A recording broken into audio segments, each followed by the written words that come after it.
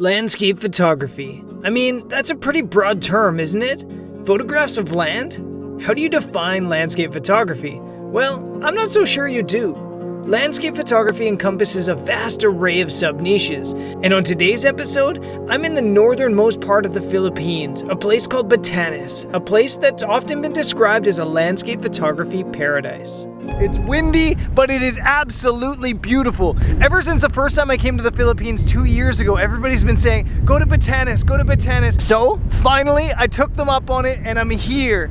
And I kind of wanted to turn it into a bit of a challenge to see how many different styles of landscape photography I can do in just a couple days.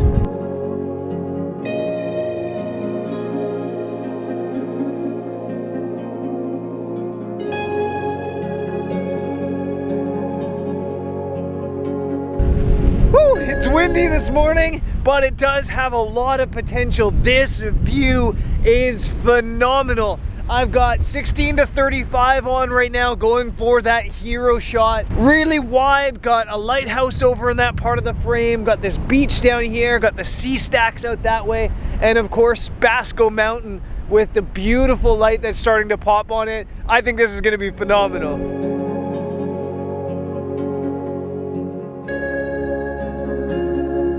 The hero image. The hero image is to landscape photography what full nudity is to the human body.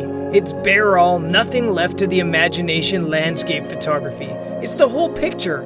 It's that epic image that leads people to think, I want to go stand there.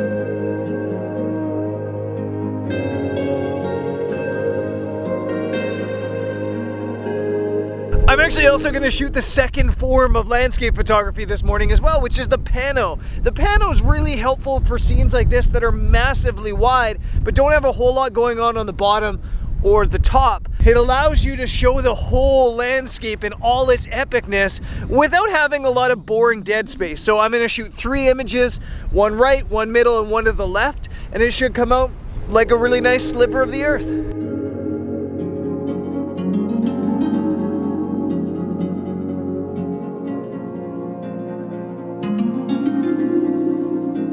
Honestly, I'm not usually that much of a fan of panos. I think they're a little bit lazy, like a safe way to make a flat image look cool rather than by creating depth, or really working on your composition. But that said, nothing looks more incredible blown up and printed on a wall than a really, really good pano. I'm not sure if you can see them, but there's a bunch of buffalo now in the foreground of my shot. It's been fun up here. It was really windy, but it was fun. I think now it's time to kind of head back, grab some breakfast, relax a little bit, and then we'll see what sunset brings. I don't really need new friends, so spend your time with me. Looking for someone who can play though, wanna hang with me. I'm not really looking for a friend, so spend your time with me. Looking for someone not afraid to give it all to me. Get next to me, get next to me. I'm at my sunset location now, which is this cool little spot on the sea, and I'm actually gonna try to do 3 different sub-niches of landscape photography here at this spot. The first is gonna be drone, aka aerial photography. And the thing I love about aerial photography, beyond the fact that you can get a different perspective, beyond the fact that you can get to different spots that you can't get to on land, is the simple fact that it looks best before sunset. So when you get to a location like this, about an hour, hour and a half early, you don't just sit around waiting for the light. You can put the drone up in the air and get some photos while you wait. So it's exactly what I'm gonna do.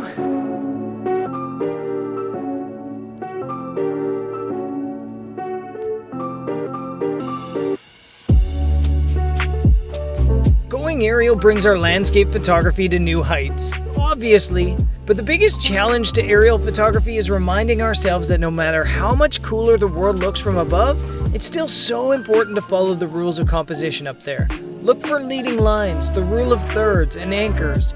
Just because it looks cool doesn't mean that it's a good photo.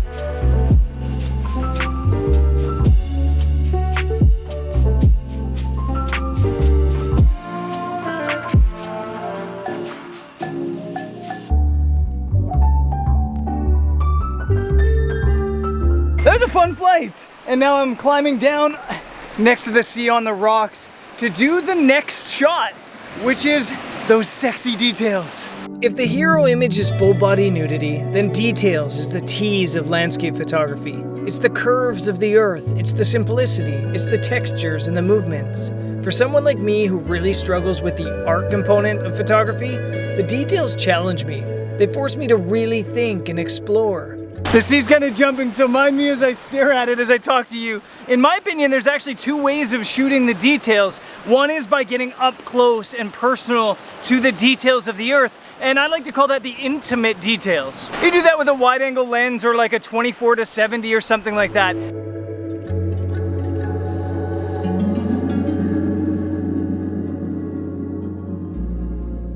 And then the other way is pulling out your telephoto lens and really reaching out into the landscape and grabbing the details. It's essentially the same idea. It's grabbing the details of the earth. It's just kind of done in a different style.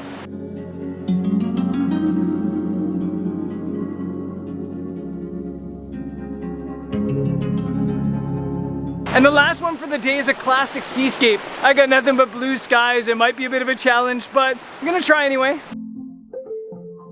So, what makes a seascape a seascape? Well, it's not just the sea. Not every photo that has the sea in it is a seascape. Instead, a seascape is an image that features the sea, well, more specifically, as the main feature of the image. And I guess the real defining factor for me of a seascape photo is it shows how the sea interacts with the shoreline. The thing about seascape photography is you're almost always putting your gear and yourself in a little bit of risk. You gotta be down on the waves. Usually your feet and your tripod are getting hit by those waves. But if you make it work, the results are cool. I didn't get a great sunset, but I used a reverse grad ND, and I think I made it work, I think. So let's jump to tomorrow and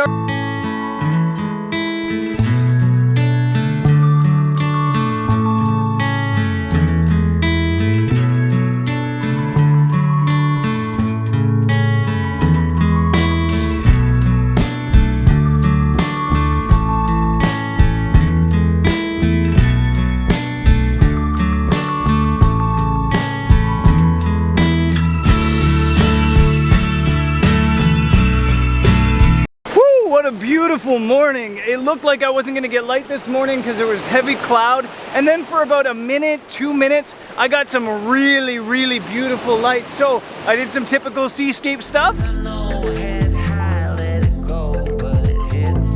And now I'm on to my next form of landscape photography, which is called big landscape, little person photography. This type of photography really started to get popular 5 years ago, and it's essentially when you have that big landscape, but you put a tiny little model in your frame somewhere in the distance to show the scale of the scene. And it doesn't really work here. I haven't found the perfect location for it. Still, I think I might try it just to give you guys an example. I mean, I set my camera up back here, stand on a rock out in the sea, and then yeah, photograph it. In general, big landscape, little person photography tends to work best when you have, you know, a second person, when you have a model, because then you can be way back with a telephoto lens and then zoom in and compress the landscape, really showing off that scale. But as I said, gonna give this a shot, see how it comes out.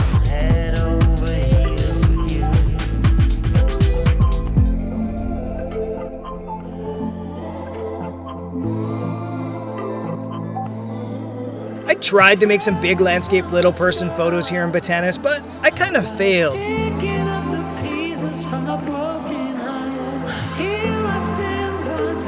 So instead, here are some examples I've taken in other places around the world to kind of give you an idea of what they're supposed to look like.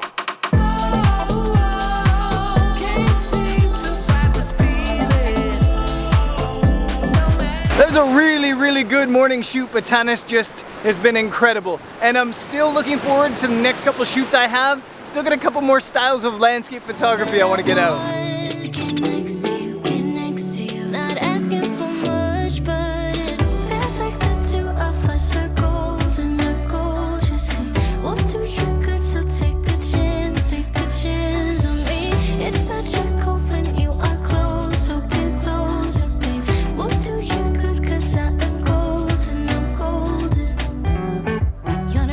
For a friend, so at the top for me.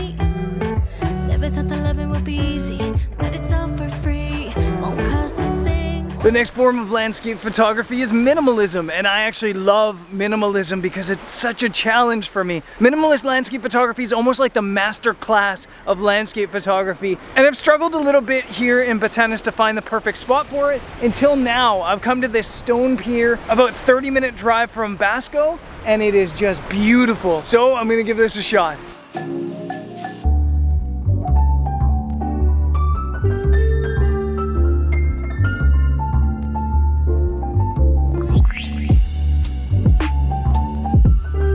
Mastering minimalism is all about finding ways to simplify the world. Whereas in the details you're looking for textures and patterns, in minimalism you're looking for simplicity. I like to use a long exposure on my minimalism, and maybe even overexpose it a little bit. It flattens out the weather and the water.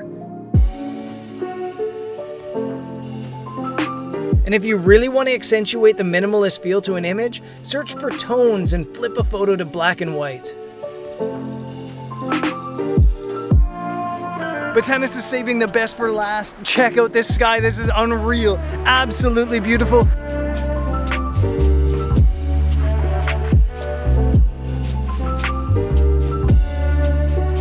I had planned on shooting this and then also maybe this lighthouse over here, but the light's just so good that I can't resist just taking shot after shot, and I think I have it nailed, and I think because I have it nailed, I'm gonna end this episode. I had thoughts of doing astro and time-lapse photography as well, but maybe those are videos for another day. So I'm gonna sign off. I hope you enjoyed the episode. Be sure to stay subscribed because there's tons of fun stuff coming up on the channel, and hopefully I'll see you there. Peace.